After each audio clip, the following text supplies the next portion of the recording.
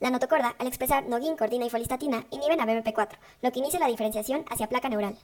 Esta última va a formar el sistema nervioso central. La cresta neural se desarrolla entre la placa neural y el ectodermo superficial en niveles intermedios de BMP4. El epitelio del ectodermo es cilíndrico con núcleos a diferentes alturas, por eso se pensaba que eran sin sitio, pero al ser estimulado por la notocorda empiezan a formarse microfilamentos de actina que se unen por medio de desmosomas, principalmente con espectrina. Por esta razón las células comienzan a contraerse apicalmente. A partir de este momento se observan una membrana limitante interna que está en contacto con la luz del tubo y una membrana limitante externa que está conectada con la matriz extracelular.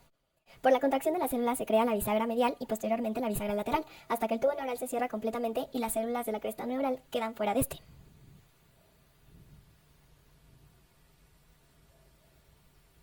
El cierre del tubo neural comienza en el tercer par de somitas. Se cierra en dirección cefálica y caudal como si fuera un zipper hacia ambos lados. De esta manera se forman los neuroporos craneal y caudal. Conforme avanza el cierre, el neuroporo craneal se cierra a los 24 días en un embrión de 20 somitas y el neuroporo caudal se cierra a los 26 días en un embrión con 25 somitas.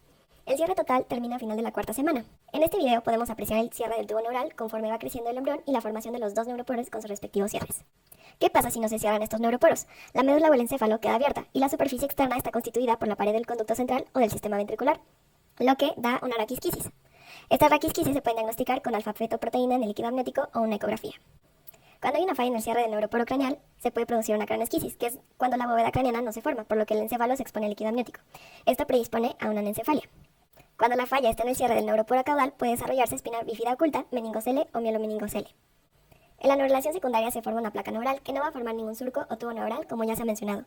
Lo que sucede es que la placa neural se invagina y queda cubierta por ectodermo. Al completarse la invaginación, hay apoptosis en el centro, dando la configuración de un tubo neural, y al tener el conducto central, se conecta con el tubo ya formado anteriormente a nivel del neuroporo posterior. Una vez que se cierra el tubo neural, comienza el desarrollo de las vesículas primarias del sistema nervioso central, las cuales son prosencéfalo, mesencéfalo, romboencéfalo y médula espinal. Estas vesículas se forman gracias a la organización segmentaria del tubo, la cual tiene un gradiente de señalización de W1T8, que subdivide de forma eficaz los segmentos ya mencionados. Estas subdivisiones se caracterizan por la expresión de OTX2 a nivel del prosencéfalo y mesencéfalo y la expresión de GBX2 en el romboencéfalo. Entre el mesencéfalo y el romboencéfalo existe un centro local de señales, llamado organizador ísmico, que sintetiza WNT en su parte anterior y produce FGF8 en la parte posterior. PAX2 y Engrail se expresan a ambos lados de este organizador para el desarrollo del mesencéfalo y el cerebelo. Un segundo centro señalizador es la zona limitante, la cual secreta Sony-Hedgehog para formar los tálamos.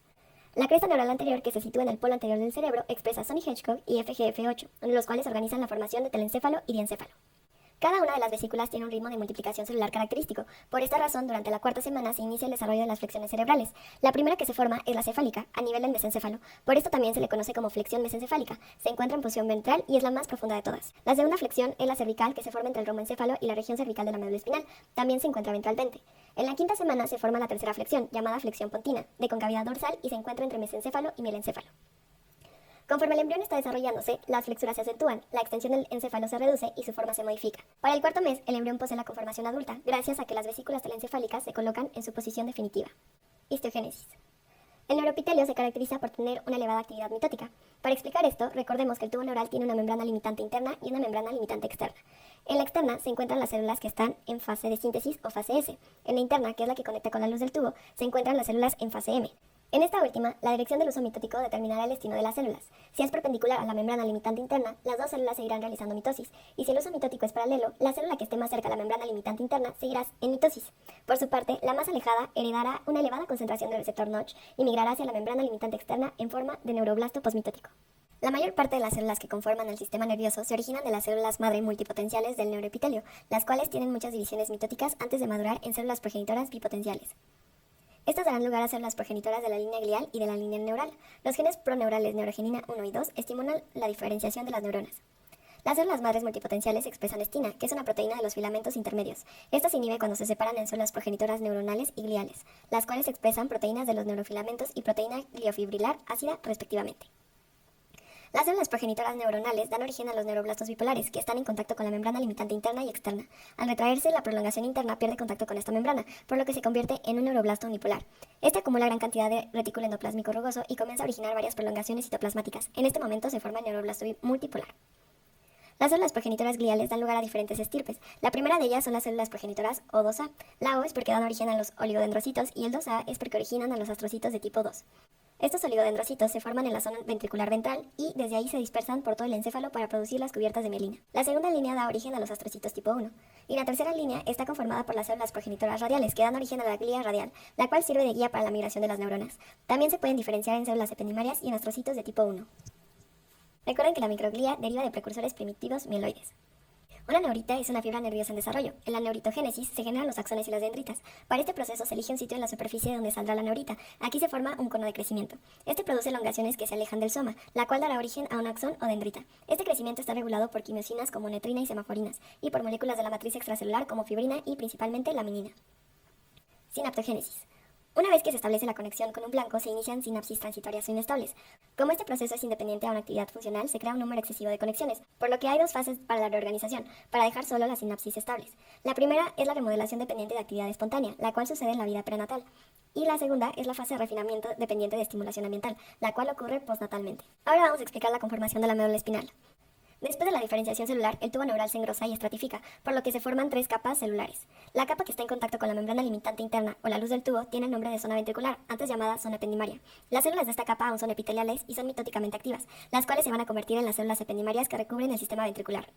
La segunda capa de células conforman la zona intermedia, antes llamada del manto, en la cual se encuentran los somas de los neuroblastos posmitóticos. Sus prolongaciones dendríticas o axónicas forman la zona marginal, que está en contacto con la membrana limitante externa.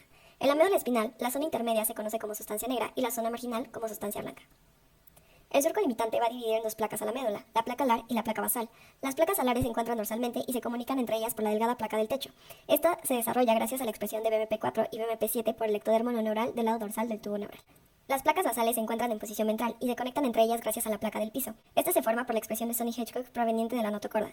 Sony-Hedgehog reprime a PAX3 y 7, lo que hace que las células migren ventralmente y posteriormente sean productoras de Sony-Hedgehog. A la cuarta semana hay un aumento de la actividad proliferativa, primero en las placas basales y después en las alares. Esto hace que protuyan hacia la luz y queden separadas por el surco limitante. La placa alar da lugar a las neuronas sensitivas secundarias y de asociación de la raíz dorsal. La placa basal da origen al componente motor de la médula espinal, que está dada por las macroneuronas eferentes o alfa-motoneuronas del asta anterior. Las placas del techo y del piso quedan más delgadas que las pasadas y originan células gliales y ependimarias. A partir del tercer mes, el crecimiento de la médula espinal se alenta a comparación de la columna vertebral, lo que hace que la médula solo llegue a la vértebra L3. En los adultos llega a L2. Por esta razón, las raíces nerviosas se alargan para ajustarse al incremento de distancia entre el punto de origen y el espacio intervertebral que le corresponde. Este alargamiento le da el aspecto de cola de caballo o caudequina. El filum terminal es un filamento delgado de pía madre que continúa el transcurso de las raíces hacia abajo, terminando en la base del coxis. Ocupan el espacio subaracnoideo que se extiende hacia la vértebra S2. Y a la quinta semana de gestación, las paredes laterales presentan la emergencia de las raíces ventrales y la entrada de raíces dorsales.